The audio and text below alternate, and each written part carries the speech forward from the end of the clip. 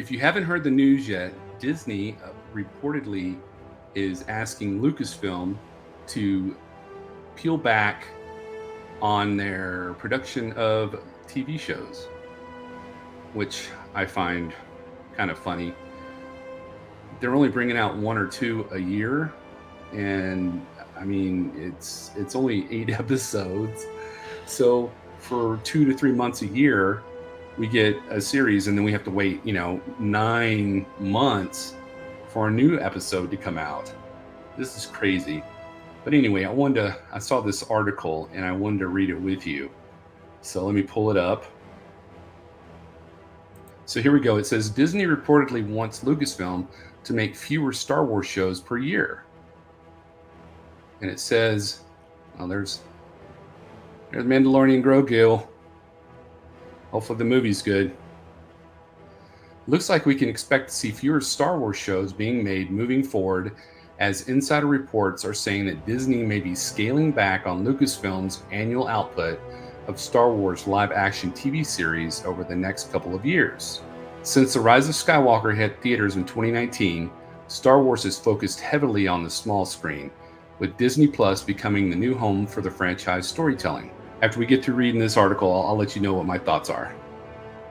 From the gritty underworld of The Mandalorian to the galactic political intrigue of Andor, the strategy has been to deliver multiple live-action series per year. Other projects include Ahsoka, Obi-Wan Kenobi, and the most recent series, The Acolyte. That may be changing, though. According to insider Daniel Reitman, Lucasfilm is planning to slow down the pace. The days of 2 or more Star Wars live-action series a year may soon be over, with the company possibly shifting to a 1-show-per-year schedule starting in 2025. That's going to suck. This doesn't mean the end of Star Wars TV content. Several series are reportedly still in development. It's just that Disney might be putting a cap on how many hit the streaming service annually. While Reitman's scoop isn't official, it does line up with the company's recent corporate strategy. Back in July 2023, Disney CEO Bob Iger hinted at plans to reduce content spending, explaining that the company would be producing less overall content as part of cost-cutting initiatives. Iger's message was clear: less is more when it comes to Disney production slate. Streaming has become an expensive business, especially when you're dealing with a franchise as big as Star Wars. The cost of creating Star Wars content that feels authentic doesn't come cheap. To give you an idea, shows like The Acolyte reportedly cost Disney upwards of $180 million to produce, a figure that rivals big-budget Hollywood blockbusters. And despite all those impressive numbers, Disney hasn't seen the kind of return it hoped from its streaming investments. So trimming down the Star Wars live-action TV lineup makes sense. By focusing on fewer series with higher impact, Lucasfilm can ensure that each project receives the attention, resources, and marketing push it needs to succeed. The news also comes as the Star Wars cinematic universe is gearing up for a comeback on the big screen, with The Mandalorian and Grogu being the first film to be released since The Rise of Skywalker. If we start to see more movies getting made, as there are several in development, it's another reason why Disney would want to scale back on the TV projects. It's actually smart to slow things down, as it allows Disney to give each new project the time, care, and budget it needs to be great, rather than rushing out multiple projects a year that might not live up to its expectations. What do you think about the possible new direction of the Star Wars franchise? Well, I think Disney needs to consider quality over quantity.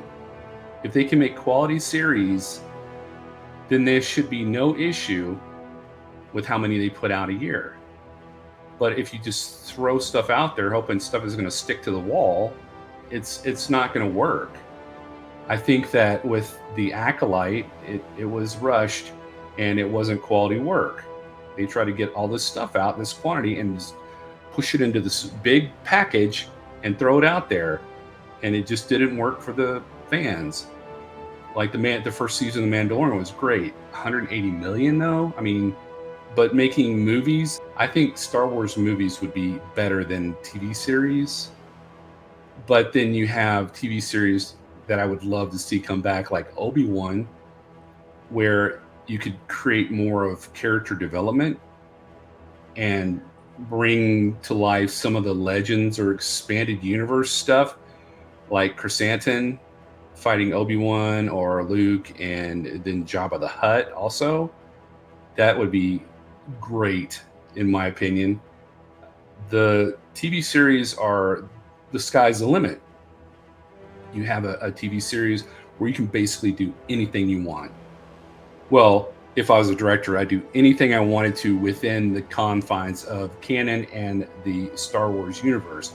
I wouldn't go out there and try to create my own canon. I would work within the confines. I would find ways to do things that were great and ingenious, and people would love it. It's just people going out and striking out on their own, doing things that don't make sense within the Star Wars universe, that makes these series not so great. And I think Disney pulling back is going to suck because, like I said before, you have these shows that are only 8 episodes long, and that's what, like 3 months, almost 2 months, 8 episodes. Yeah, it would be 2 months, 2 months out of 12 months. So you got 2 months, and then you have a whole year off while they're filming other stuff. And then some seasons are take 2 years to make. So it's just it there's no I guess there's no really good answer to this. Maybe if you make it a quality series, you can expand it to 12 episodes per season, and that way we would have 4 months of would that be 4 months?